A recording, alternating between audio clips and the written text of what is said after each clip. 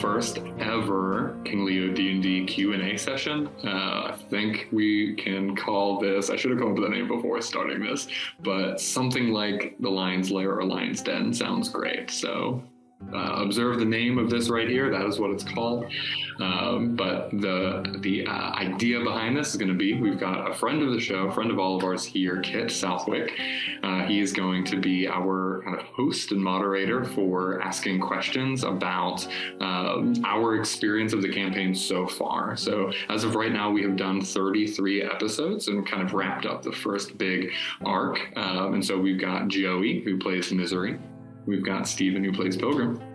And you've got me as the DM to talk about this campaign, ways that we've thought about it, responded to it, expectations that we had, and whatever else Kit thinks would be really great for us to talk about as the content of this episode, this video. So with that, I'd hand all the DM power and leadership of what is going on over to Kit.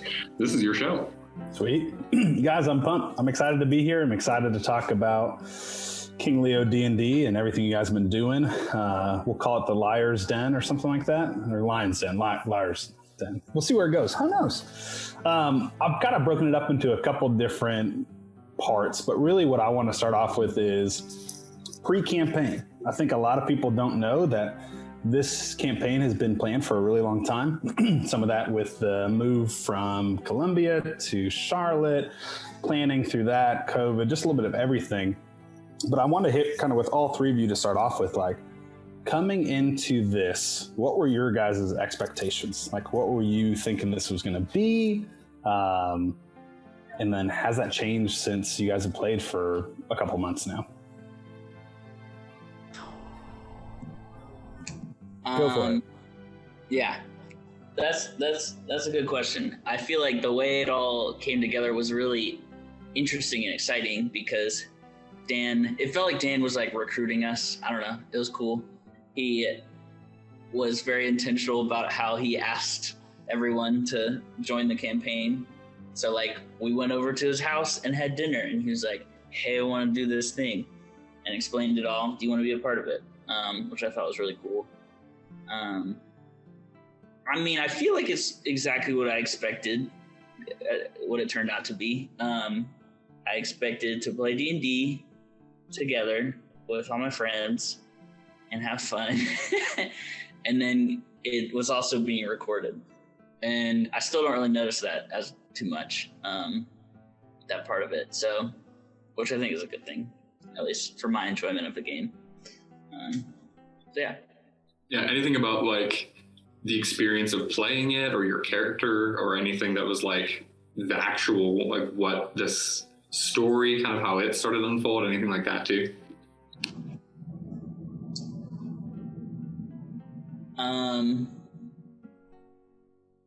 I don't know. I think I wanted to be, Misery's basically a pop punk kid, and he hates his parents and stuff like that. I wanted to be that, and I wanted to be the one who annoyed everybody else, but everyone annoyed everyone. I don't know. It's like there's plenty of characters that are annoying everyone else. So that aspect I didn't expect. But yeah, as far as how the campaign's gone, it's like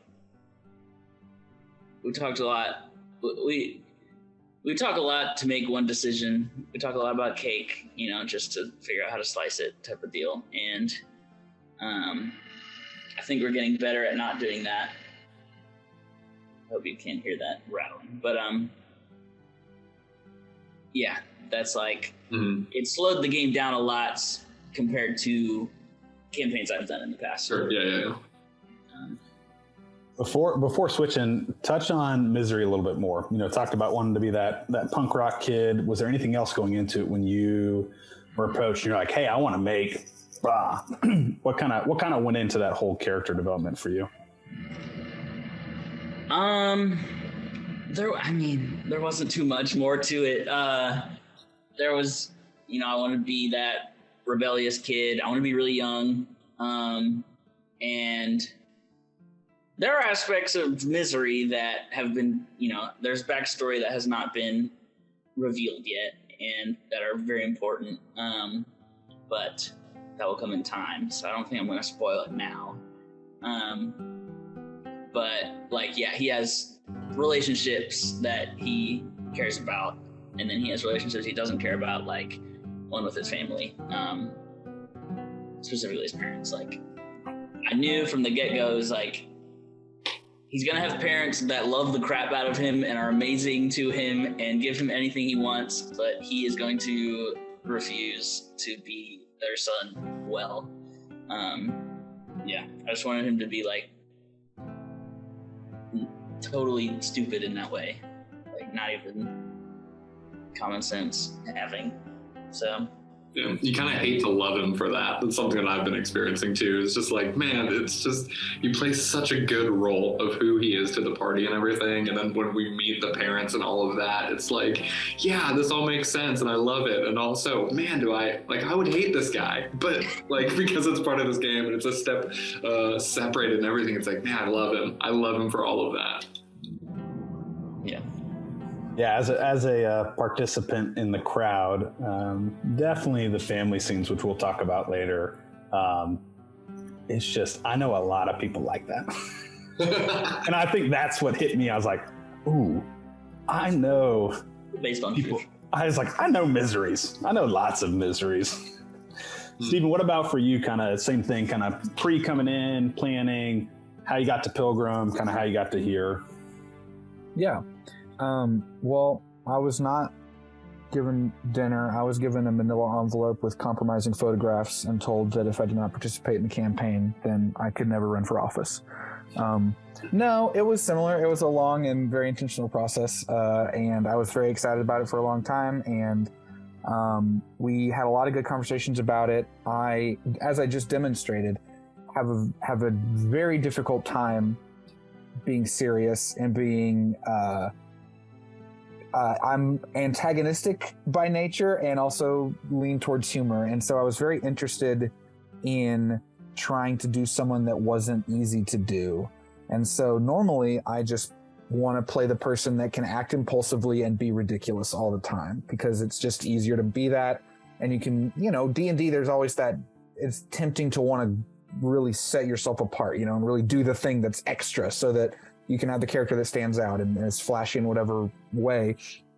And so last time, the campaign that we all did together, was Joey part of that? Maybe he wasn't. Sorry, everyone went but Joey. The one that everyone but Joey was a part of. I was an orc bard with a ridiculous voice like this, and I'd constantly cause problems because it was fun and chaotic and wild, but it kind of gets tiring when you do that every single time.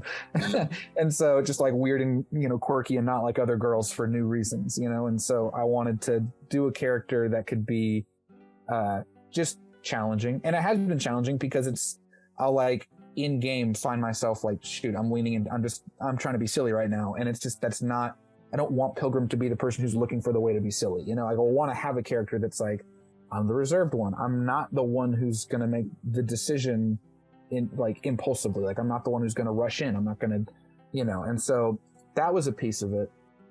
And then another piece of it was just the nature of D&D that's always like, it doesn't make sense, but it has to make sense because it's just how games work. It's always like D&D stories. You're always these people that come together with the implication that you have all this backstory, but you're all level 1 and can't do anything. And there's always a level of like that's just weird, right? Because we all have history. Like, what happened? And so I wanted to try to find, like, how can my story make sense that I can't do anything? And so I wanted to have the piece of, like, Pilgrim has come from something that is so deeply traumatic and world-shaking that he's having to relearn more or less everything about himself, like, down to his name, down to what his abilities are, who his family, like, all of this. And a piece of that, I think it's interesting that to keep it kind of unclear, what has he buried, what doesn't he know, and what is he choosing not to reveal, and that's all kind of intertwined of like, there's some, like, Pilgrim knows his real name, that's not a secret. Pilgrim has chosen to adopt the moniker of Pilgrim for reasons, and then what are the things that he's repressed that he hasn't thought about, that he had, the finale of our battle, shattering that stone. It's like that from my perspective, was reconnecting Pilgrim to something that he had forgotten that was completely shaking him after a series of a lot of various revelations that I would say kind of landed all over the place, of things Pilgrim knew and he was choosing to hide, to things Pilgrim forgotten, to things Pilgrim had repressed, and all of that. And so I just thought that idea of like something's happened that has really jumbled his brain was a good way to deal with just the natural level progression that is D&D, of like as Pilgrim kind of reconnects with his past and his brain kind of gets reordered, then he's able to kind of step back into these things that he once knew, but now for the sake of, you know, the role-playing game that we know and love, he is forgotten for various reasons. And so, yeah. Yeah, I mean, there is that sense of realism there, kind of with both of you. I mean, I know a lot of people who can just blink out of existence and then like reappear somewhere. So it makes sense. No, but you can see that realism and you know, obviously with Doug being a bard who really couldn't do much anyway too, like there is something neat. And it feels like, I mean, Joe, even going with what you were saying with Misery, like being the cut up kind of person, it is funny watching the dynamics of the party kind of figure out where is everybody, what are the roles, and they switch between stuff. There's parts where it's, hey, we need to be serious. There's parts where we need to be crazy and impulsive. There's parts where we need to just split off from the group to the chagrin of the DM. And it's fun to see that kind of being figured out as you guys go along. Dan, kind of with you, same idea, like give us the genesis of this campaign, of Populace, of Canvas, just a little bit of everything so that people have an understanding of kind of your journey through this to get to here. Yeah, this is what I would say is my first real formal look at trying to do a massive homebrewed campaign situation. Like, I have done shorter term stuff. I have done things where it's like I'm basing this amount of a story on a video game that I really liked and just kind of reskinning some of that story, or have done some one shots that have then developed into more longer term stuff. But I think I've said this story has been being written for 2 years. I think I've been saying that for 2 years. That means this story's been being written for 4 years of development and thought of like what happens from beginning to end. What is the intention of this story? What do these characters, not the players' characters, but what do like the NPCs and the overall push of this story, like what does it represent and what is it moving towards? And as that is being developed, like what is the core thing that the characters that are going to play through this story over time, like what do they have to wrestle with as this unfolds?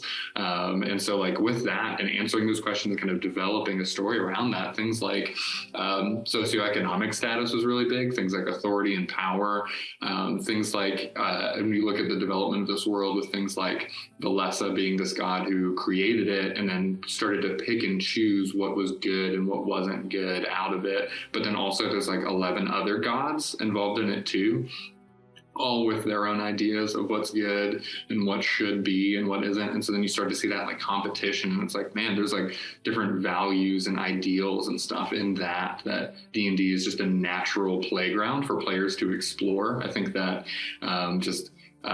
gods, deities, relationships with gods is just such a natural format for conversations to happen in stories like this. So then that started to develop more and more, as well as just like, what does it mean for people in a world where there are gods that are powerful? What does it mean for them when the people become powerful too? And so we've talked about in the history of this world that like gods created dragons and men, and then men overthrew dragons, and dragons are now like abolished and gone. And then you had war between gods and men, and that being a split. And then some gods prevailed, and that shaped the world. And so kind of the story was to then plop characters into a point where a past matters and a past has happened, but everything hasn't settled out into some form of like natural homeostasis. And it's like other people have made decisions. There have been fallouts from that. And so now as this world is trying to progress and continue, there are going to be heroes who develop powers and influence and stuff in the world as they learn about it to then steer it in the direction that they feel would look good. And so it's kind of like, all right, that's the setup I want to give, is like really big and intentional momentum that eventually at some point just kind of gets handed off to these players. And we haven't quite gotten to that point yet of like, what is this building to? This is just the first story arc, which I think really focuses on like, who are our characters? Who are these players? What are they bringing to the table? Get some development of the individuals as well as their team identity. And we're seeing that just kind of start to grow as well. And it's just really cool to see where these threads of what I've been building and kind of seeing as the theme of what the story will be, and then where the characters are until eventually that's going to hit the point where they touch. Yeah, that's pretty cool. So basically what you get from that is stay with the campaign, guys. You two, and tell everyone else you will overthrow gods. That's what I got. What D&D story doesn't end with you overthrowing a god? Eventually, we'll be gods. You will be gods. Switching, kind of in that same vein of that world, the first thing that we as an audience get to see is Populace. And so for anyone who's watching, who's like, who's this guy? Why does he have any say in anything that's been going on? I have run the campaign in Populace. Mm-hmm. I have done this founding festival, this Bronze Bowl, subpar compared to what I witnessed with you guys. So I know what's going on. It's just not good. And that campaign does not exist anymore. So maybe I shouldn't be doing this, but for you two guys in particular, like what was Misery and Pilgrim's first thought? And for you guys, like walking into Populace, you guys came into a festival, you guys kind of came together, but like what were those first thoughts of seeing this town or city kind of come to life? I mean, I know for Pilgrim, it was sort of, I mean, Pilgrim was motivated from a place of putting distance from where he had come from and attempting to live in this new place in a way that was discreet and under the radar, and pretty quickly got out of his hands in that regard with getting kind of sucked into this wild, charade with the founding festival and everything. But I know that Pilgrim was very interested in what little he did know was that he needed to stay away from where he had come, and he was sort of, not fugitive is probably the wrong word, but he was almost like in an exile kind of mindset, but still trying to reorder the kind of chaos and the brokenness of his mind. And so it's like, I'm in this new place. I'm just going to keep my head down, try to get my whole deal in order, and try not to step on any toes, try not to get in the way of anything, just kind of coast through. And then Lady Fate had other things in mind, and Pilgrim found himself connected to what became the half dozen pretty quickly. But yeah, that was my trajectory going into everything. For Misery, I mean, he lives in Populace. So he's probably seen a Founders Festival or two in his day, depending on how often they are. But yeah, I mean, he was looking at it more from the perspective of like, there's new people coming here. Who are these people? Maybe they'll help me get out of here, because he is, trying to get out, trying to get away from his parents, trying to get away from Populace. And so looking at the things that are happening, the possibility of adventure and stuff as something new and something interesting, and it just happens to be in Populace, but these new strangers could be his ticket out. Yeah, how has that been for you guys? Like, it is funny. Your typical D&D trope is you all meet in a tavern, which is not what happened. You guys met in a bowl instead. How has that been? We touched on Misery a little bit of like, hey, that's that motivation of like holding on to anybody to just get away from family. Pilgrim more in that exile mindset of like, hey, give me space, let me be me. Early on, and Dan, you can touch base on this. I don't know how many days has passed since you guys have met, but it's not many. You guys are very, very newly companions in all of this. But how's that been? With kind of thinking your characters, thinking of kind of trust level and letting people in a little bit. Steven, you touched on misery, kind of keeping people a little bit at an arm's distance. But how's that been of having these close people that are with you, traveling, adventuring, dying, which we'll touch on later. But yeah, touch on that. I think it's been 7 days. A week, a single week. It's been 1 week since Yep.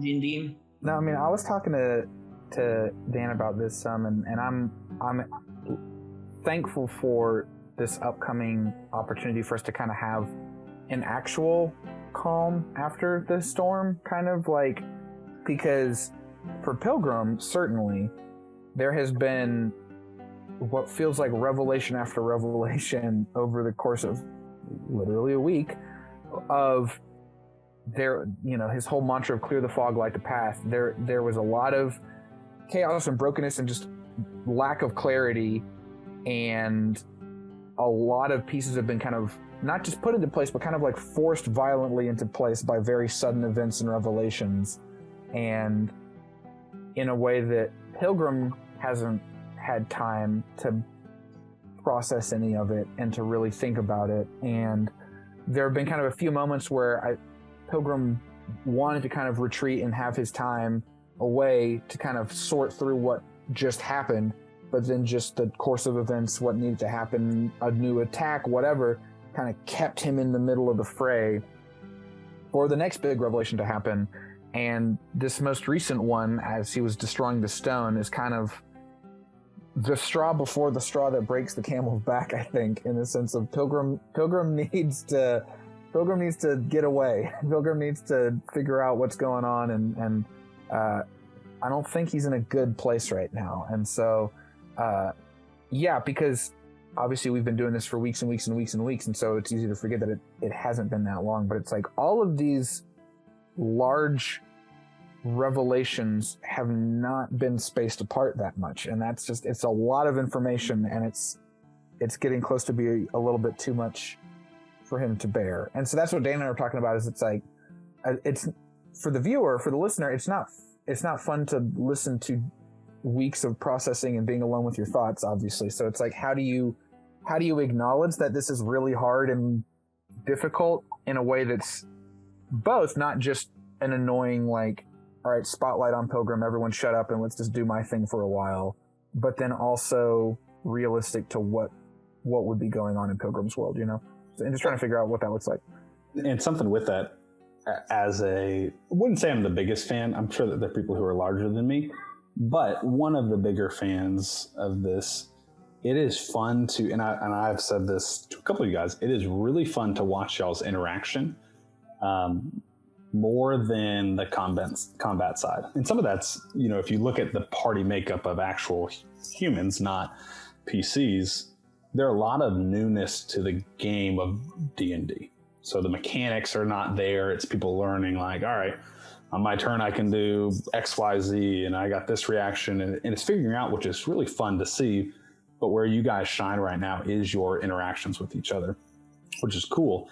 And so kind of piggybacking off of that of like, yeah, I mean, it'd be fun to have your little monologue by yourself for 4 or 5 episodes. Is there anybody in the party that Pilgrim feels like, again, after only 7 days, that he'd be willing to share and impart some of this stuff with early on? Doesn't mean that could change later on, but right now, as it stands, is there anybody in there or any NPCs that you've met yet? Well, I would say that early on, Pilgrim pretty quickly connected with Loreleth, I think, for that same kind of loner exile vibe, that same kind of like, everyone's kind of getting jumbled in their thing, and we're just kind of over here chilling a little bit. Like, she's picking her shrooms or whatever, and I'm just trying to take deep breaths. Like, we're just kind of doing our thing over here. And so I would say that probably makes the most sense. I've liked some connections that Pilgrim has had with Thule, but also I think that there's this level of Thule would be the one to ask the follow-up questions and to kind of dig and to want to learn more in a way that Loreleth would just kind of like listen and stand there. And I think Pilgrim needs someone to listen and stand there more so than pry, you know? And so I would say that if there was anyone in the group that would be the person to kind of, because I think Pilgrim just kind of needs to be on all fours panting for a while before he can talk about it much with people. And so that's what I would say to that. Cool. Joey, kind of same thing, like meeting the party as Misery, like punk rock kid, doesn't like his family. How's that been? You know, touched on it a little bit. Like, how you feeling?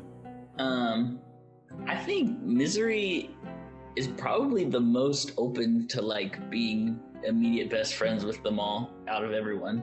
Because he so desperately wants friends. Like he's kind of got his bandmates, but they like reject him and sometimes, and it's really iffy. It's kind of just like work friends, you know? And so he doesn't really have any close friends. And I think Cicero, you know, was his first friend that really opened up to him, and he opened up to Cicero. And I think part of that was also everyone else just didn't want to hang out with Cicero, so Misery was like, I'll do it. But yeah, it's like Misery's down to be friends with everybody. I think, you know, it's only been 7 days. We're all still not really friends yet, which is fine. And I think it feels like that, especially sometimes with like Loreleth, because she still hates Misery. But we don't have to be best friends. But how is that dynamic for you? Yeah. Outside of the game, that is Dan, the same question. I mean, this is the thing of like, how is it having loved ones in the game with you, especially that just having some at odds, and then Dan, for you and Cassandra, just the difference of DMing for that. But Joey, keep going with that. Like, what is that like? Yeah, I don't know. It's weird because we've never done it before. She had played like one-off of DnD in her whole life. So, and in that one, we were together. Like our characters were too, which was helpful. But yeah, I don't know. It's like, I don't want to be married to her in the game. So we don't have to be, we don't have to like each other either. I probably pay more attention to the mechanics of what she does than anything else, which is my own fault. But yeah, it's just I'm trying to play the Misery character, which really has nothing to do with Sally and has nothing to do with he doesn't want to be married, that's for sure. So yeah, I don't know. I find the only times I recognize our relationship was when I am doing something out of game, metagaming, or being mad at her for making a bad choice, which I do probably too often. I think for me in this area, I'm just very like more so sensitive and in tune to Cassandra's comments of like, Dan's trying to kill us or like things like that, where it's like, I'm not. And so I think she's got a little bit more comfort to say things like that to me because we're really close and we know each other really well. And I take them as more truthful from her than I would anyone else, because like with everyone else, I know we've got more of a joking relationship. I'm like, man, I take Cassandra very seriously. And I think that she also takes D&D very seriously. And so for that, like, I mean, just like the way that she thinks about it, the way that she's intentional about it, and the way that I've seen her play other characters too, it's like, man, she soaks in a ton of details and she can be really critical to me about like the way things are going. That does make me feel really sensitive when she does speak up for that one thing that she's going to say. And that thing that she's going to say is like, man, Dan is trying to kill us right now. And it's like, come on. Other than that though, it is fun. It's interesting. Like it's hard and it's hard. the biggest shift for me with this has been like this campaign. I care about it so much, and we've been doing so much and so dedicated to this, and I'm thinking about it all the time. And it's really hard, especially at the beginning. It was really hard to not just filter everything to Cassandra and talk with her about it. And what did you think about this? And did you think this one okay? And all of that, where actually like her being a part of this game and my wife has been actually a really good part of like when I step away from the table and we're just living life next to each other. There's like, I'm now at the point where it's like, we don't even need to talk about this. And like maybe if she wants to, or if there's just like one or two questions that I have, that I'm just like, I want to know from you as a player experience, like how did this particular moment go? And we can talk about that and we can set that down and move on. But for me, it's just like, man, I want to know what she's thinking the whole time, because I really value her opinion on it. And outside of the game, when we're just like hanging out and talking and like my mind is drifting off to this, like I've really gotten to the point where I'm like, I rein this in and like put it aside so that we can just live life together and not constantly be like, hey, I'm daydreaming about this thing for King Lear D&D, the campaign. Yeah, what do you think about this? That's cool. I mean, that is good that you guys are able to have that separation. And it's good to metagame for your wife if she doesn't have as much knowledge of D&D. Like, that's important stuff. Like, I'm doing it for you guys as well on the back end, and it's a week behind. And I'm like, oh, man, like, freaking heal somebody or something. You know, it's like we're adverse to that in this campaign. And kind of that segue is like, again, it's been a week. You guys have fought Goblin, Chul/Chulith. You've had an Aboleth, a Manticore, wolves. You guys have seen a lot of stuff in 7 days. And again, going back to Stephen, your point of like, hey, level 1 D&D characters don't have a lot of experience. Kind of for you guys, any of those experiences that really stood out, and we'll touch base on kind of that end with the Aboleth a lot more, but what's kind of stood out to you guys in some of that side of the game so far? I mean, I've done a lot of in-game daydreaming about being a fighter in my next life for sure. My gosh, I gotta pick someone who can pack a punch one of these days. But yeah, no, I mean it's fun. It is. I appreciate just how creative and outside the box one is forced to think when the enemy in front of you is objectively too muit's to handle. Like, it's just like, this is objectively too much. So what do we do? How do we solve it? And it's just a fun way to really have to, it forces you to fully exhaust everything your character can do, you know, like not just, all right, he goes up and does a punch. Okay, he does another punch now. Okay. You know, it's like, particularly for a character like Pilgrim, like it's just been this unfortunate reality where I was envisioning my character to kind of always be in the background, not really in it. And I frequently find myself very much in it in a way that is just like, well, here we are again. Oh no. I hope I don't die this time. But so far it has narratively, I think, worked well, and has just created for just some, I think one of my favorite, just to kind of like third person think about just how silly it was like the initial battle with the Aboleth, like going on in this lake in the center, and then meanwhile there's this sideshow of like Pilgrim clinging to Savar and like hovering off, like they're doing their thing, and just like me attempting to be in the background and always being very directly connected to the heart of what's happening in a way that often doesn't go well because Pilgrim's ill-equipped for this kind of thing. But I mean, it's lended itself for some. It just wouldn't be interesting narratively or to listen to just be like, the villain shows up and then your very strong team beats them senseless and you move on. Like, that just wouldn't be. It would be fun for us to play her because, like, great, we get the points, we get the experience, we get to move on and feel good about ourselves. But it's more fun to be like, well, half of us are dead. This looks very bleak. Help, help, help. And that's just lended itself to a lot of fun.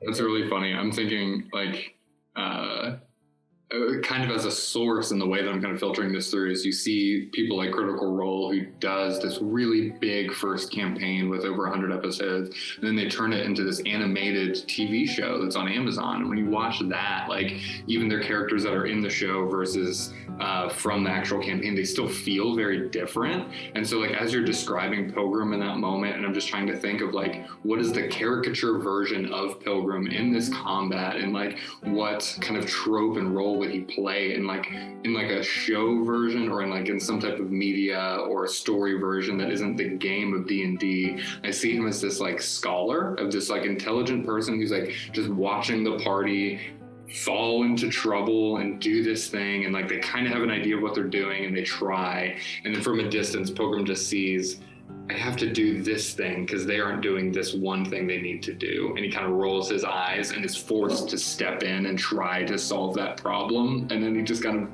like just blunders his way into it, and he's just like, I know mentally this is the thing that has to happen and they can't do it, so here I go. Yeah, I think I liked the idea going into it of, to use a Avatar reference that hopefully people will recognize, I like to see Pilgrim as like the Uncle Iroh of the group, like he's kind of like wise in background, and like don't mess with him if you do try to mess with him, but I'm just kind of meant to be there to be introspective in kind of like a support character. But then it's like, what if Uncle Iroh was decades younger and hasn't quite gotten there yet, and keeps dropping the ball when he wants to have his moment? And that's a little bit of what's going on, which again I like to attribute to but his mind is jumbled. It's not that I'm incompetent; it's that his mind is jumbled.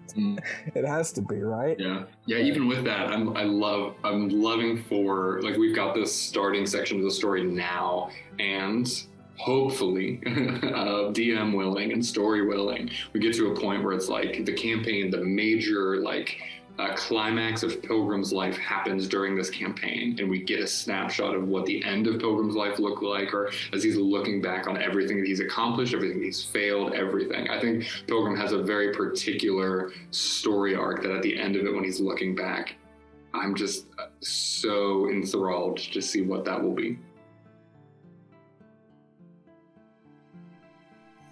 I don't really care what Pilgrim's story arc is, but I do care about Misery a lot, with the same kind of question. Seeing all those evil things. I'm just kidding.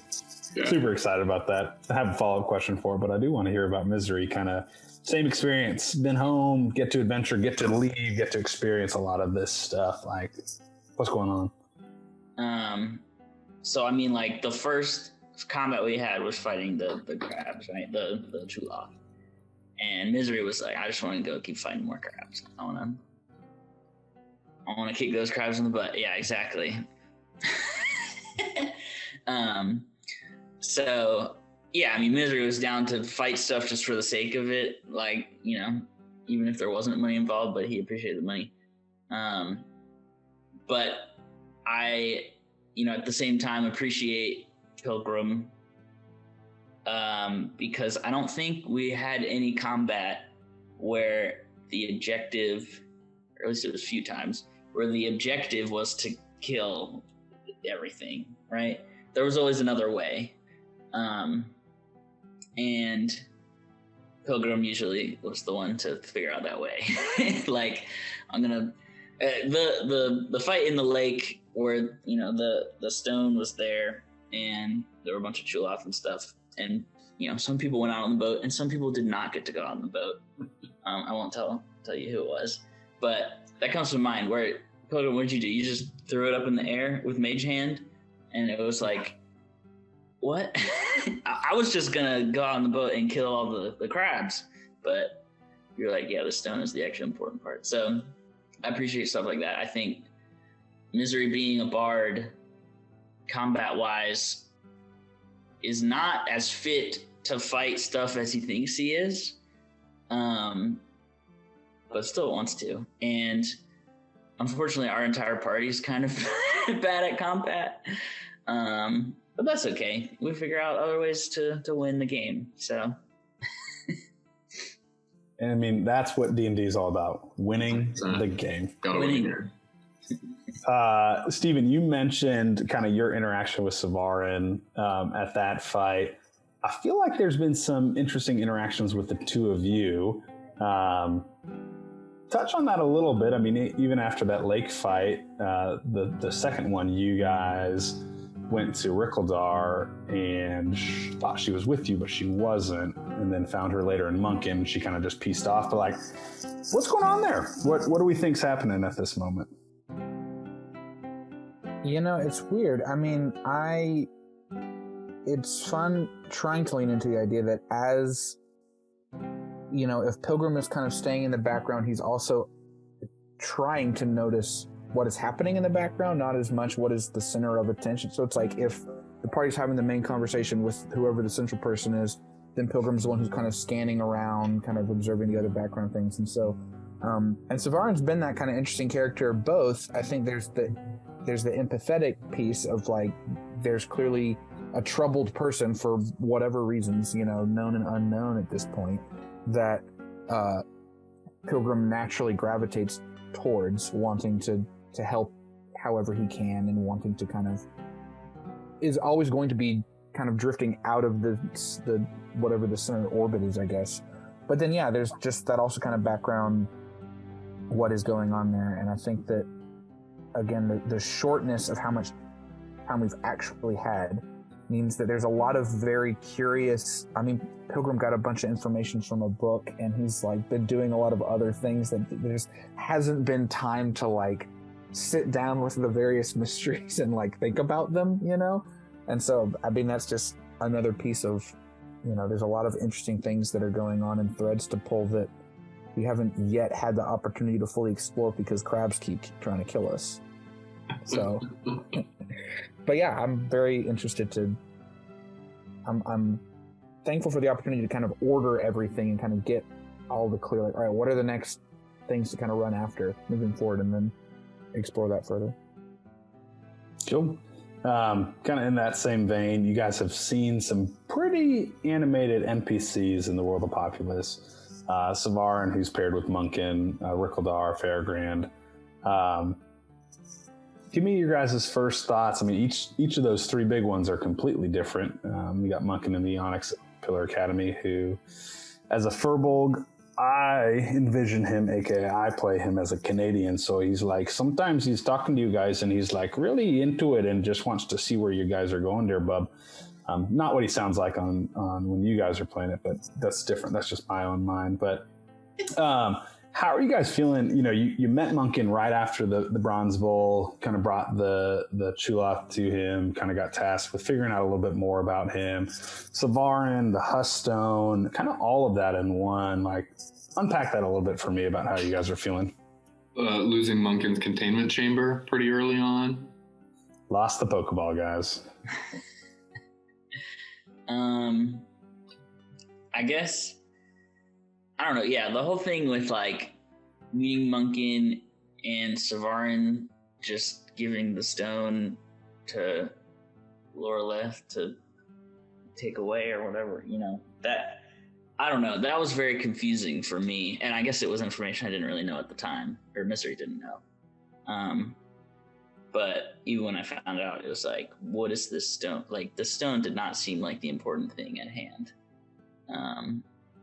And Savarin hiding it from Munkin and stuff made it seem like she was not who she said she was or something. And I don't know. There's just a lot of mystery there, and I feel like there's still a little bit of mystery, especially surrounding Savarin. We already talked about that, but yeah, I mean, from Misery's perspective, it was like I found all this information out later at the hotel, I think, to the, you know, chagrin of Loreleth wanting to keep her secret and be loyal to this person who she just met. But whatever, we all just met. So yeah, this is in general kind of a confusing situation. Yeah, I think, I mean, this is one of the areas that I have the hardest time of like beating the metagamer in me out of the conversation, where it's like, anytime we meet a new person, the first thought that Steven, the player, has is, oh, we found the main villain. What are they doing? You know, like how is this person going to betray and kill us all? You know, and Pilgrim is the is the open mind and hearted, like, oh, a new traveler. Let me connect with this new mysterious person, assuming the best. Like, that's Pilgrim. And I just, like, every sentence want to be like, roll for deception. Like what are they telling the truth, you know? And it's like, I know that I've done that a few times, and I've tried to make it at moments where it is like, Pilgrim would wonder if that was honest or not, you know, like, I mean, I think there was some, like, especially with Faragran, there was a little bit where he's a very powerful person. He seems to know what he's doing with, like, the stone, and with, like, he's got a lot of these tricks, and it's just like, he could either be a great asset or a very foolish person to give too much information to. I don't know which it is, but for better or for worse, it seems like collectively we've, spearheaded by Pilgrim, honestly, we've chosen to trust this very powerful, potentially duplicitous person who, you know, who knows. But so that's always, you know, when playing things like this, it's always hard for me to keep that cynical player out of the conversation and be like, no, but my character would have a conversation with this person and wouldn't just assume that they have a knife behind their back. But yeah, that's super interesting that you point out that, of like, it's true. It feels like you guys have given Faragran the most trust out of everybody. Munkin has offered you money, funds, and literally the chance to catch them all. My dream, Rickledar has made a contract with you guys, providing a lot of things, and Faragran had really fancy magic and, like, really powerful stuff, and it's like you guys have cast your lot with them, which is just interesting to see. With the easiest person to murder us all. Totally, like, who knows what happens. Joey, would you add anything to, like, out of those three? Again, it seems like you guys as a party, maybe not everyone, has trusted this guy more than anybody else. I think, yeah, all the magic-y people are really, you know, taken with Faragran. I didn't really care about him that much. I think the player in me was like, he owns a shop. He's a shop dude. He's not going to be important. He can't be important because he's the dude. And then, so, like, just like the, you know, when we actually finally went to the blacksmith, it's like, we're never going to see them again. It's fine.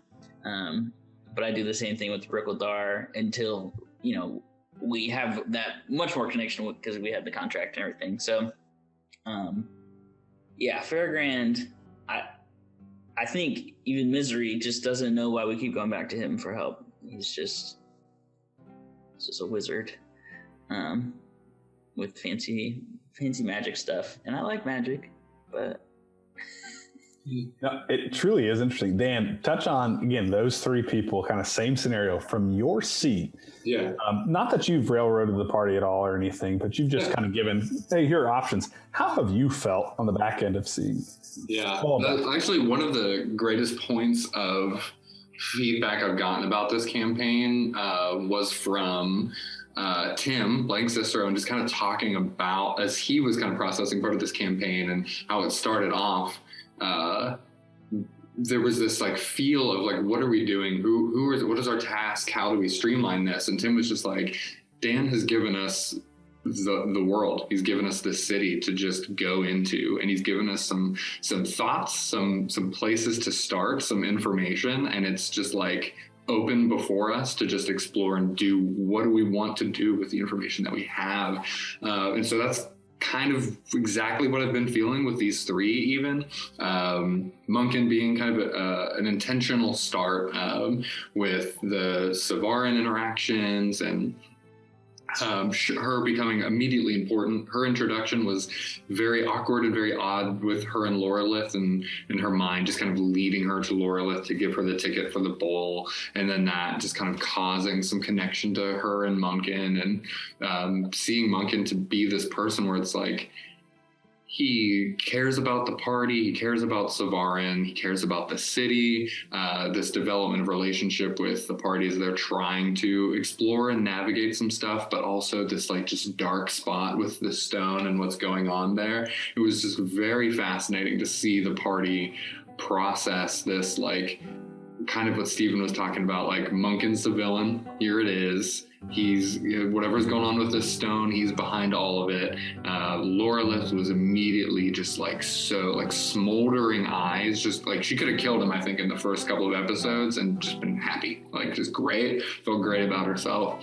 And then to see that relationship just kind of develop and change over time to where it's like, Munkin, we're all hurting really bad. Can you heal us? It's like, that is so vastly different than from the beginning, where it's like, I don't know if we can trust him, to then it's like, when we're at our weakest, we're going to run to Munkin. He can heal us. It's like, that's cool. I love that. It's like that relationship is unearthed and developed. It cracked me up so much to hear Joey talk about Farragrant to just be, he's a shopkeeper, period. Because it's like, a huge part of being a DM is like, sure, there's going to be some people who are just people, but like the more that you can flesh out and you know, a dynamic personality, and Joey's just like, that person fills the role of, we buy stuff from them and we never see them again. It's like, oh, all right, fine. But even that relationship is developing too. What really cracks me up is this Rickeldar situation where it's like, all right, we're kind of offered out of nowhere this idea of a contract, and we haven't gotten too deep into this, but Populous is a very like grind and make money kind of place, where it's like, you got to lift yourself up, you got to do what you need to do to find how are you going to make a living, and how are you going to just earn your own and prove your worth, or just like find whatever staple thing you need to do to have a steady income. And so that's kind of why like this contract matters to me as a DM. It was like to represent the city, for the party to have an identity in this city. As I was developing what this campaign was going to be, and you got the city split between a really poor side that's just undeveloped and generally has this feel of being neglected from the government, and then this very rich side that people have made their own and they're independent. They don't need the government, but they work with the government. And you get Rickeldar, who's like, I can do some things, party. Like I can actually cast some magic. I can help y'all out. Just keep it on the down low, because like, I don't want to be exploited. It was like literally the way that he was talking about it. And then he offers this contract too of like, hey, if y'all are useful and want to be useful, I will pay you to be useful. Let's like do this thing. And the party was just like, yeah, great, we're on it, and like negotiated the contract. But it was just kind of funny to me to go from vision of, I planned and intended to see competing contracts at some point, where it was like, who are we going to align ourselves with? Who do we care about? What does this look like? Is this intentional for us? And instead of there ever being any opportunity for that, it was just like, all right, let's do this with Rickeldar, but just make sure we have exactly what we want out of this contract, and spend an hour and a half talking about it in an episode. And so to see that relationship just kind of develop too, where it's just like, oh, he's a magic user. Oh, he's a powerful magical user. Oh, he's got some money too and influence in the city. And then we got this contract with him, and then boom, like, all right, he's our connection to the city, and we're gonna be under his influence and power for what it's worth for us as a party and a name and a brand. It just was such a quick commitment that was like, all right, this is great. This is who it's going to be. We don't even have to spend airtime and story time like working through who else could we potentially raise interest for us, like as a party. Who else could we get a contract with? It was just like, all right, let's do this. This seems good. So that's just been really interesting from my end to see that happen too. Yeah, I can corroborate that. I was super excited about the other contracts that you guys had offered, but never saw any of them, so who knows? It is neat to see, kind of, Dan, you touched on it. And then, I mean, Joe, you hit the nail on the head. Like, when I think of games, it's that too. It's like, yeah, he's a shopkeeper. Like, I might make 1,000 daggers and sell it to him, and like, might steal something, but like, whatever. His head and steal it. Exactly. Works every time.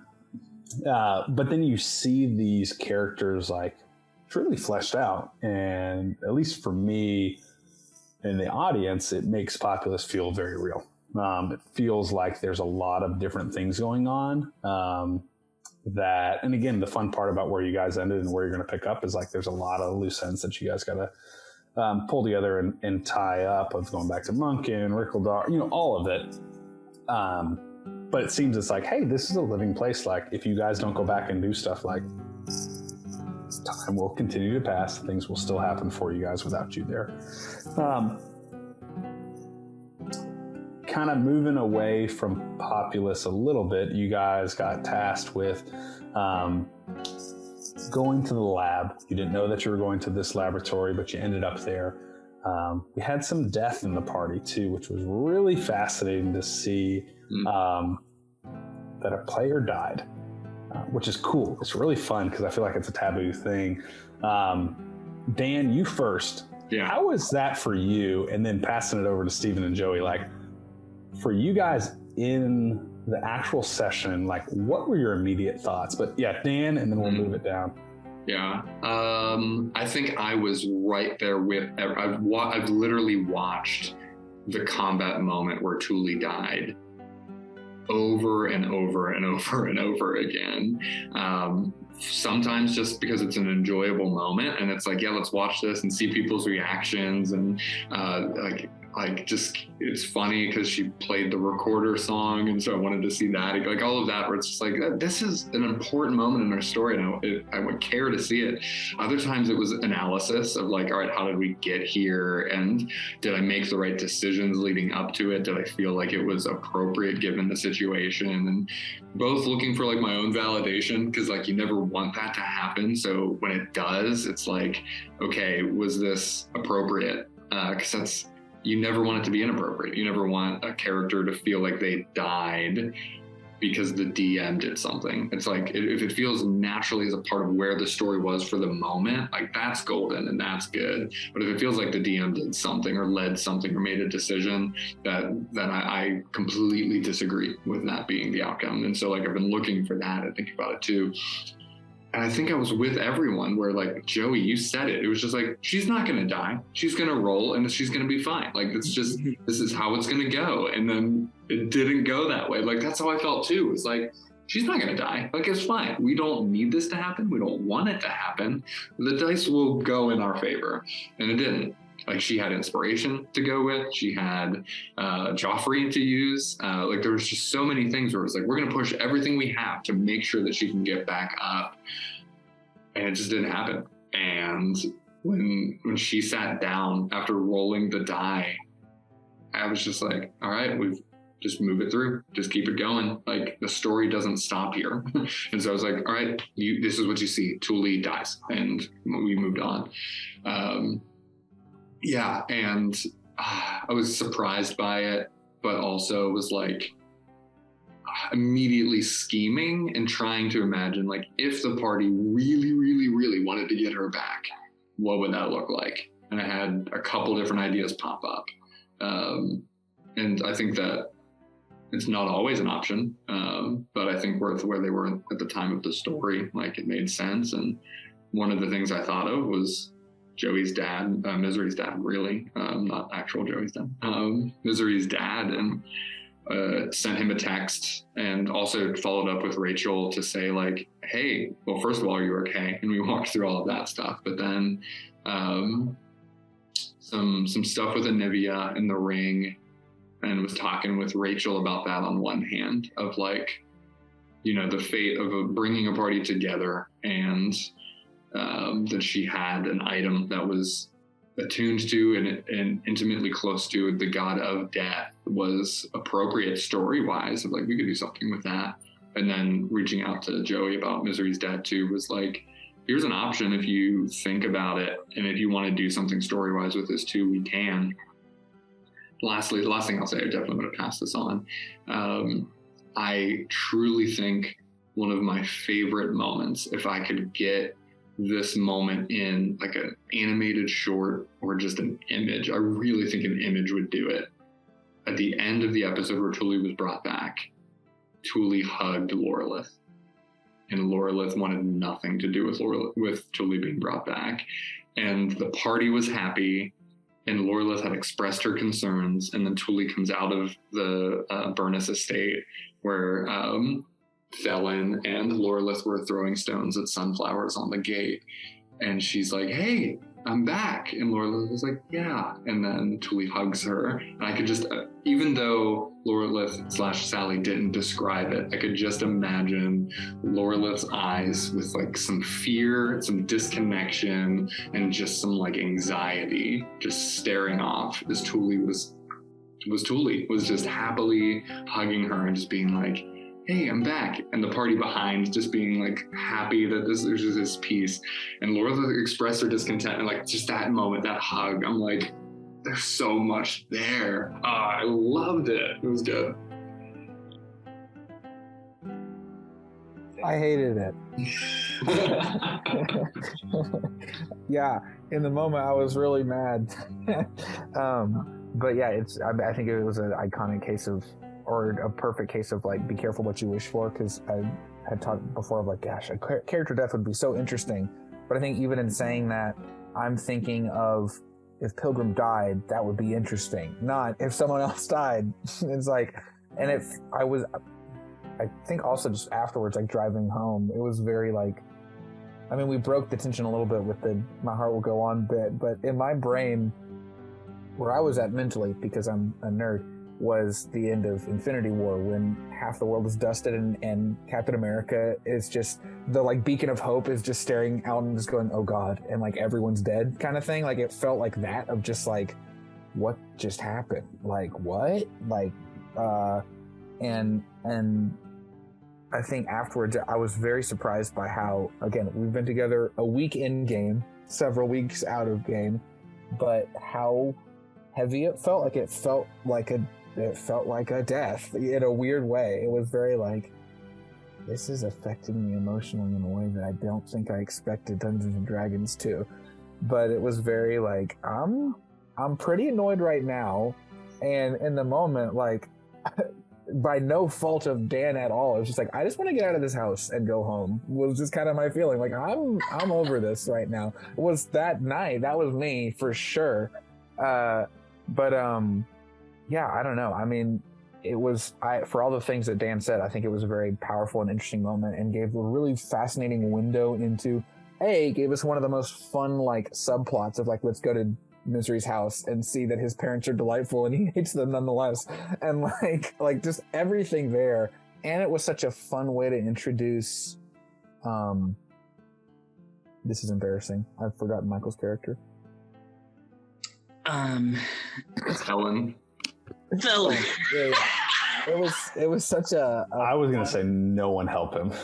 Yeah. Oh, and Andy, give me a break. Break me well, up. Fancy feast.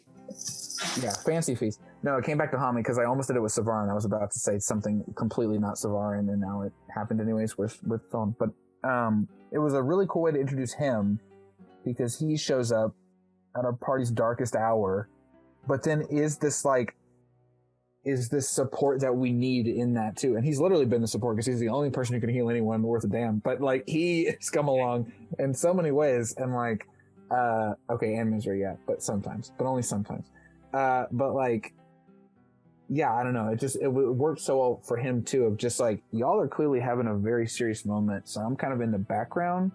But then he gave that space for Laura to kind of go out, and I don't know, it all worked together so well in a way that was really cool ultimately. But yeah, in the moment, it only sucked.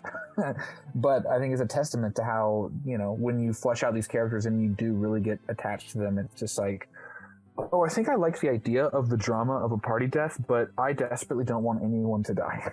Like, I really don't want it to happen. And this was the proof. But, yeah.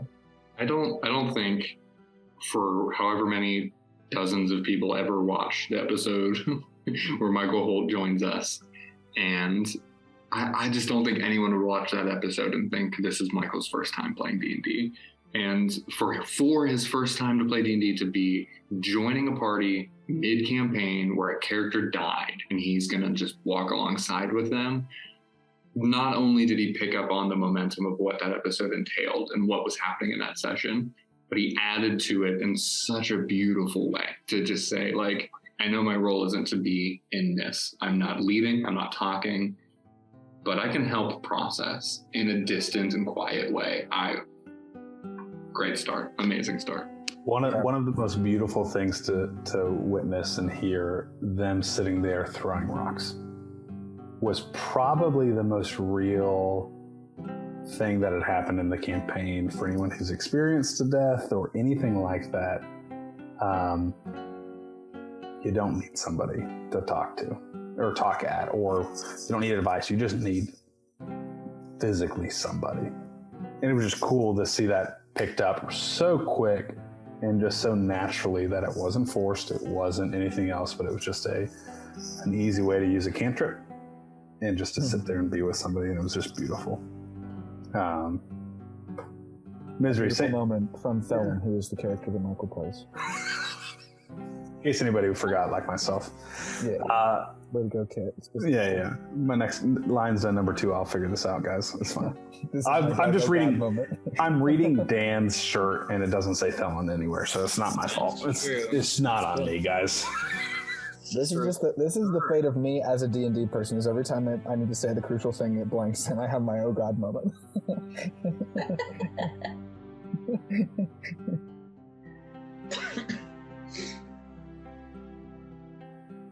Yeah, Misery. I mean, well, Joey, you first player death, your experience, but then jumping into Misery, going to his parents.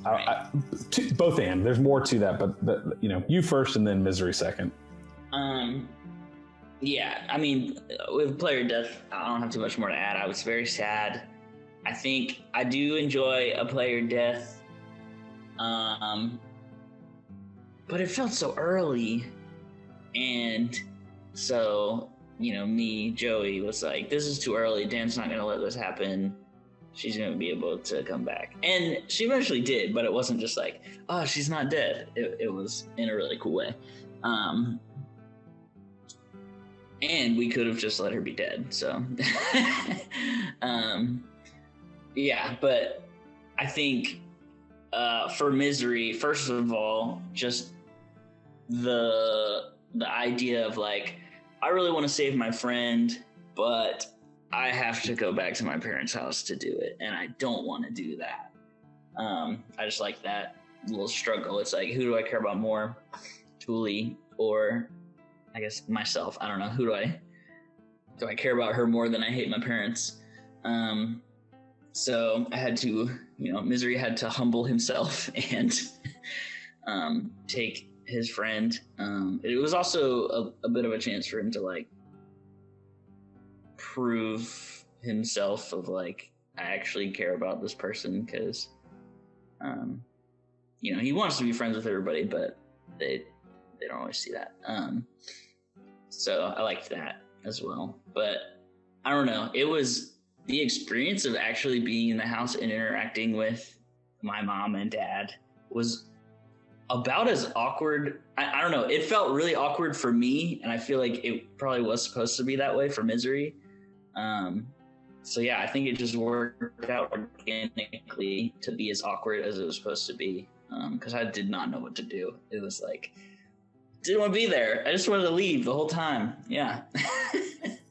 And you conveyed it perfectly. Okay. It felt like, what? Listening to it, I was like, ooh, it's like that wet t-shirt where you're like, I don't want it to touch my body. And you're like, oh, this feels bad to me. One thing I want to ask about with that is your dad took you aside and said, hey, willing to do this for you 100%, but might have a favor down the road from you. What's Misery feeling with that? Honestly, it was like, sure, you can say whatever. Like, I don't owe you anything kind of attitude. I don't care if you even ask me to do it later. Like, I'm not going to honor that. Fits to a T. I love it. All right, some quick hitters that we got from some people on the Twitter sphere and some other places that had submitted questions. Coming from the guy who does no social media whatsoever. Nice. First off, for you two quick hitters, who's the BBEG? Who's the big bad guy? Who's the villain right now to you two? Who do you think? I thought we killed it. How existential are we talking? I mean, isn't there like a chained god out there somewhere? I feel like there's like a really bad god. I remember that from the past. Who is it for you? What's on the name? Just curious. Oh, for me personally, it would be my brother. But that's maybe not the right word. That's like the thing. That's the biggest antagonistic force in Pilgrim's life. From the way that he currently sees things as they are. But if that plays out in game, we'll see. For our whole party, we certainly killed a big bad, which is nice. But I guess it's just a countdown clock until we find out it's Fairgrand. No. Misery's the only one who didn't really want anything to do with him, so it'll be an I told you so. Stephen, with that, how is Pilgrim, you've alluded to it a lot, give me your gut, how's Pilgrim feeling after shattering the husk stone and getting that flashback of going, oh, this is why I'm not with him anymore? Yeah, I think Pilgrim just feels like dirty. Like, I think it's like Pilgrim, yeah, I just think that he feels like filthy and just very, like, he was already trying to figure out all this other stuff, and then he did a thing that he didn't realize just connected him with one of the things he hates most about his past in a very direct way, and all of that is jumbled together. And yeah, I don't think that he is well. I think he's deeply unwell right now. And yeah, some of the conversation that Dan and I have had outside of game and we'll have in game coming up is just like, how do we wrestle with that in a way that's interesting and continues to engage everyone and the other characters and stuff? And it's like, how do I play that well in a way that's not as boring as just like, Pilgrim, what do you think? Pilgrim lays there. He doesn't respond. You know, like, what do I do that's still fun for the narrative, but is also realistic to, like, yeah, we've pretty much reached the breaking point with all of this walk down trauma lane. But yeah. Again, the fun thing too is like some of that's realistic. Mm-hmm. Like yeah. sitting in that misery, not sitting on misery, but like in that misery. In the misery, and near Thelen, who's the character that Michael plays in. Yeah, totally. Misery, Displacer Beast. Last time you were with him, you were missing something important. What's the future there for you, really quick? Oh, man. I don't know. Yeah, it seems like our adventuring is getting in the way of my lucrative career. And I don't see that changing. I don't think Misery sees that changing either. Because he likes his new friends. So the idea of like committing time to being in the band, and the idea of like the band is in Populous and it was an escape from his home and like his life, but if he really wants to get out of Populous, he can't be in the band. So yeah, I think there's some stuff in the future with that probably got to decide, but a lot of choices to make. I'm super excited for you guys to travel to somewhere new, potentially in Canvas, and stumble into a tavern and see the Displacer Beast on tour. I immediately was thinking about that. I'm so excited. Like I'm thinking of almost not as great, but as School of Rock. Like they hit their stride after you leave. Yeah, and you're just like, oh yeah, it's not me. Continue to go for kind of both you guys really quick. The lab, we haven't even touched anything on the lab at all. What are your initial thoughts of like, what's the purpose of that lab? Like, who's running it? Like, what's there? There's a lot of unknown that you guys haven't even figured out. So, Joey, you first, and then Steven, you second. Yeah, the lab, it's hard because, obviously it has to do with Cicero's dad, but we still don't really know Cicero that well, or the Isero family. So Bicero. So yeah, it's like there's so much mystery there. For now, Misery and Joey is happy with it being like the home of that beast that we kill. I'm cool with that. There's so much more. The Manticore was really cool, but some weird science was going down, that's for sure, or magic, I guess. I still can't really tell the difference, probably.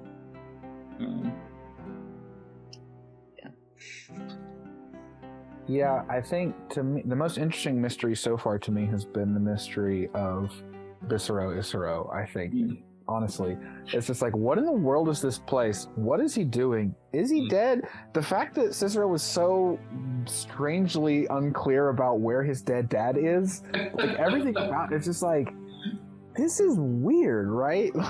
Like, what's going on? And it just felt like, I don't know what to liken it to, but it's just like we're so on a specific path, and this odd side thing has opened up a door that's like too weird to go into. It's just like, that is very weird, and we could go down there. I don't know if we want to, so let's just keep doing this. That's kind of how that whole lab thing felt. Was just like, wait, you buried your dad, right? Yeah, there's a body back there. What? But whose body? Like that just felt so weird. So. Yeah, in the world of strange mysteries, that's one of the more intriguing ones. It's just like, oh yeah, all of that happened. So, I don't know, man. That was a weird lab, and and I don't necessarily want to go back. I think now, I being Pilgrim doesn't want to go back, I don't think, ever again. But, yeah, wild stuff, man. And kind of going to you in that same vein, biggest curveball that the party has thrown to you, aside from Tim claiming that their family name is Isero, which means his first name is Sis, and he just is that person who goes by his full Kit Southwick. No, his name is Cicero Isero. Yeah, okay, still. Isero. Biggest curveball that you have had from this party so far. Curveball. I think my initial thought would have been Lorelith trying to bond with a flame-spewing wolf, but I kind of always really wanted her to do that, but I never gave her any inkling that was a direction to go. We had chatted in the background because this is really funny. Here's a quick side story. Cassandra and I went on an anniversary trip in Asheville. And we went to a goat farm, and there was just this really derpy goat that was just running around being real stupid. And I immediately texted Sally, and I was like, what if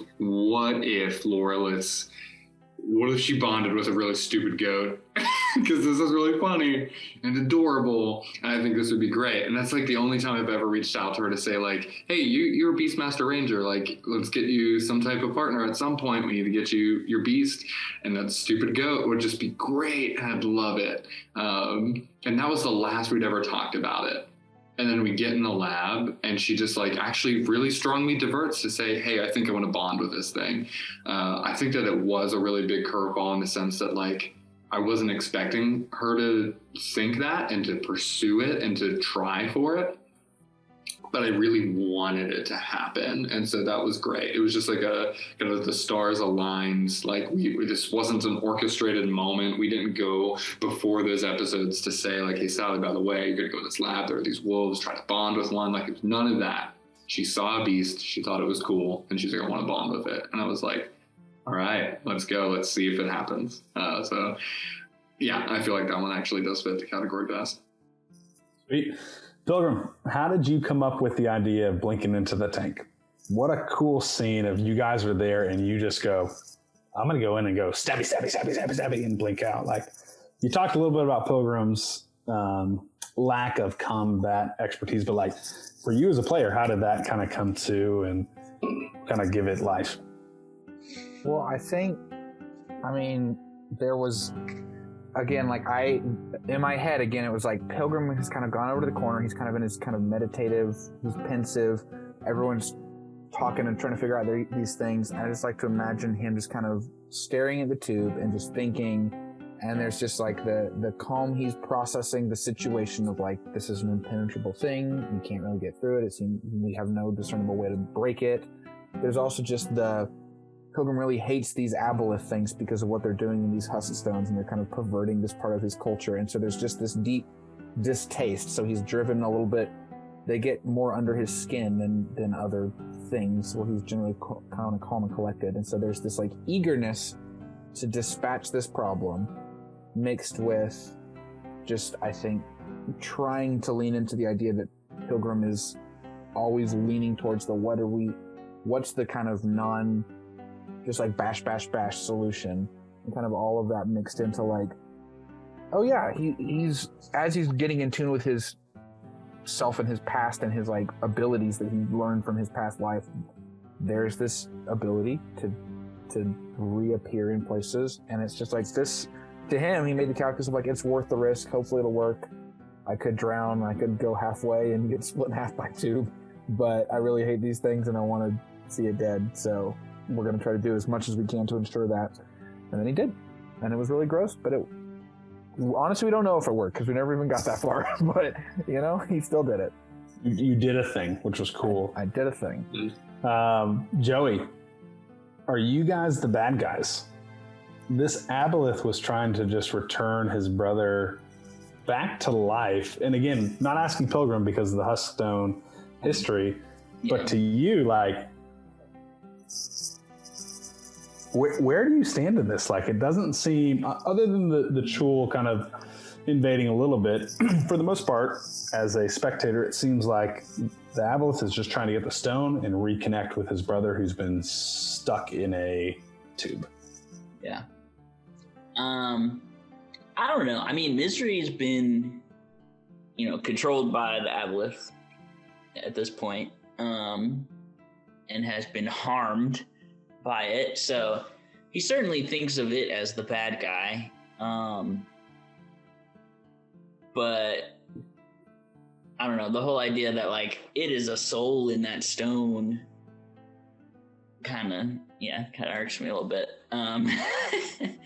So I don't know. It's one of those things that